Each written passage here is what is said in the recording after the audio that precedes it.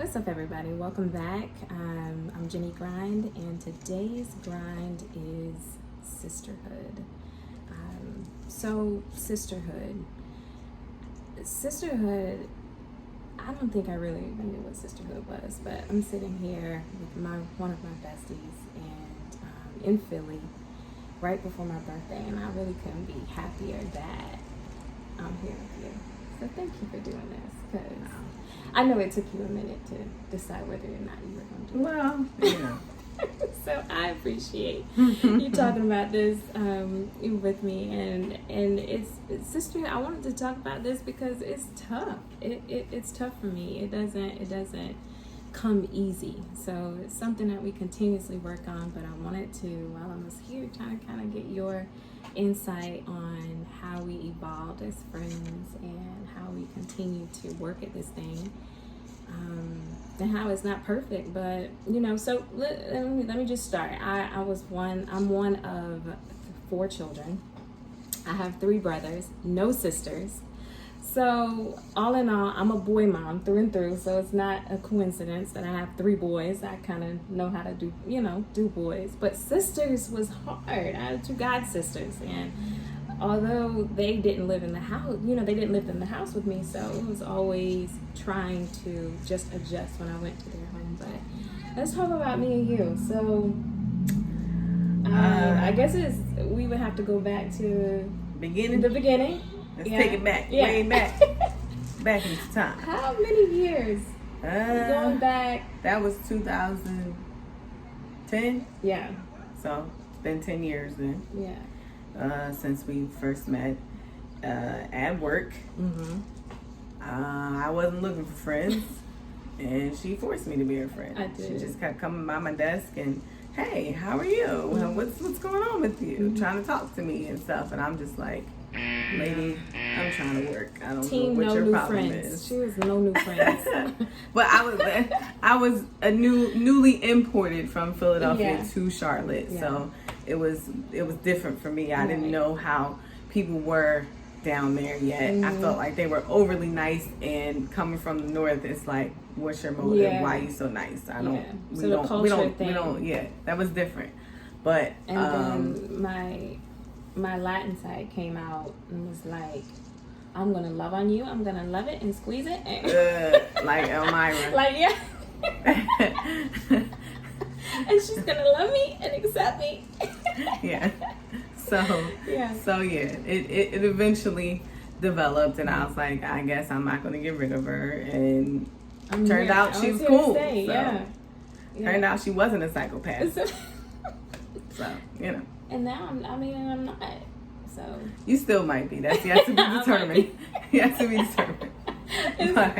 In circumstances. Yes. Yeah. So after you decided that I wasn't gonna get, you weren't gonna get rid of me, so we kind of just started talking more and more, and essentially it was crazy because I remember when we met, and that was before I met Devon, and we all kind of started working at the bank together.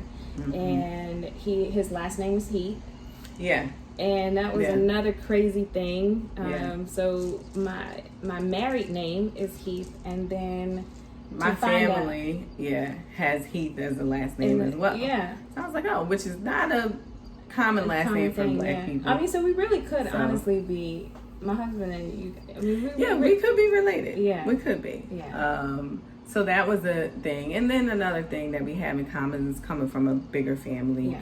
And I have 5 brothers, 1 sister, but mostly brothers. Yeah. So, and growing up in the house, my sister's older than me, so when she moved out, it was 5 boys and just me. Mm-hmm. So very similar experience in that, and growing up to where as though I didn't necessarily find it the most comfortable thing to befriend a female either, or woman. Sorry, I know people don't say female. Yeah. It wasn't the most comfortable thing for me either. Because you had your sister. Yeah, I had my sister, and that was pretty much enough. Yeah. Yeah. I mean, I have some other female friends that I grew up with, but you grew up with them, and it was only like 2 2 people. Yeah. So I was like, filled my girl quota. I'm You're good. No new friends. Yeah. But apparently I wasn't good because, you know. Well, we continue. I think the biggest thing for that is that we continue to work on it. And it was some uncomfortable moments, some uncomfortable conversations. Remember? Oh yeah. You obviously being from the north was like very blunt and blatant, and that was a thing for me that I kind of tried to. I don't know that I tried to suppress your personality and I think that or just try to. I think that initially I was being standoffish, so you thought that I might have been like quiet type. Yeah. But then once you got to know me, I was like, no, she's actually loud and obnoxious. Yeah, she actually called me loud and obnoxious before, and I was like, I don't care. Wow, this is it. I'm gonna laugh. I'm gonna joke. I'm gonna be like reenacting scenes from TV shows and stuff like that. And that's say what I had to say. That's just what it's gonna be. Yeah. And either you're gonna like it or you're not gonna like it. And that went on for some years though, just getting to know you. I think that you definitely she never wanted to come out with me because she's too loud. She said I was too loud. I mean, even in this conversation, you can see.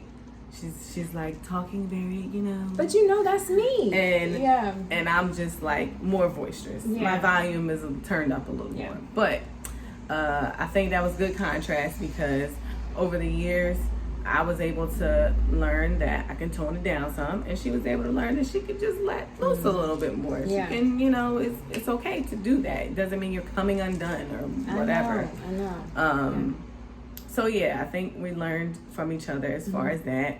We definitely have had different things going on in our relationship because of the things going on in your life. Yeah. As far as marriage, as far as kids, you know. Well, first becoming a fiance, then becoming a wife, then becoming a mother. And you were there from the beginning. You saw me become a fiance. Then you helped me plan my wedding. You did most of my wedding, the decorations in the wedding. She's so dope. She makes everything. But the dope is seamstress, I know. But you did the wedding planning, and then you've been there for each one of our children, and then including our baby. Kano, who you are the godmom of. Finally. She felt some type of way about that, y'all. It took the 3 kids for her. It's okay. But, save the best for last. Yeah, I mean, so it wasn't anything like that. I didn't, think of it. The kids always refer to her as auntie. It's, TT. And it's just been there, ever since. But I want to talk about one specific instance in Sisterhood where you felt like I wasn't being the best friend. Right. And how how we... Well, and you know what, honestly, it was more so about me than it was about you. Yeah. At the time, you probably felt like it was about you. Yeah. But it was more so about me because I realized in my life that... I was being, in most of my relationships, it was one-sided, right? I was putting in a lot more than I was getting out from the other person, and it wasn't a two-way street. And your relationship, our relationship was that way. So I just decided that, I need to back off. Because I can be overzealous and I can, and let's just really see if this relationship that I think we have is what I think it is. I was always the one coming over to your house. I was always the one, coming out to meet you. It was always, me doing the legwork. So I was just like, let me fall back. So I fell back, didn't come to visit you, didn't call you, didn't reach out for, it was at least a month. And she finally realized, like, oh shoot, Najee is not, I don't think, were we working? We weren't working at the same place. We were at the time? Yeah. And even at work, I was just like staying at my desk, not coming over. About that, and so I think she finally realized, or maybe Devon said something. I don't know what happened. I think he was. Yeah, I think he was pushing it like, you need to fix your friendship. Yeah. So But long story short, is definitely been a journey. We're gonna have to do a part 2 to this because there's so much more that I wanted to dive into, and there's so many other components that help us to sustain our sisterhood. But I'm just so happy that I'm here with my bestie. I think one thing I'll say that keeps us being friends is being honest and being truthful with each other. No matter what. Yeah, we definitely feel some type of way about that sometimes in our conversations. But as you can see, tough conversations yield growth. Growth and long-term results. So thank you guys so much for tuning in. Thank you for doing this. No problem. Don't ask your conversation. Thank you for tuning in. Make sure you subscribe, like, share, DM me with your thoughts, y'all. We want to know what you think about sisterhood, and we honestly want to help to make sure help to encourage you to build friendships, and that it's okay to be vulnerable in friendships. So we'll talk about that a little bit more in part 2. But all right, y'all. Thank you for checking us out. Hey guys, make sure you subscribe, like, share, comment, DM me with your thoughts. Thank you so much for your support.